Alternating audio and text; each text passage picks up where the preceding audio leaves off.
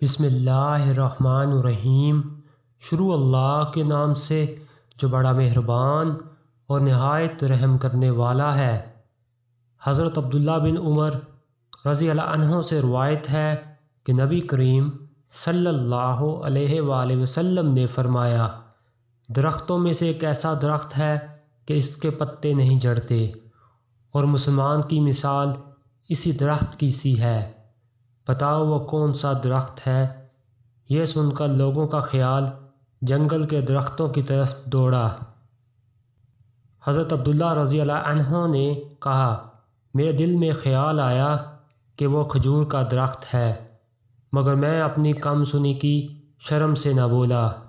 آخر صحابہ نے نبی کریم صلی اللہ علیہ وآلہ وسلم سے ہی پوچھا کہ وہ کون سا درخت ہے؟ آپ صلی اللہ علیہ وآلہ وسلم نے فرمایا، وہ کھجور کا درخت ہے۔ آپ سب دوستوں نے اس ویڈیو کو زیادہ سے زیادہ شیئر کرنا ہے۔ السلام علیکم ورحمۃ اللہ وبرکاتہ۔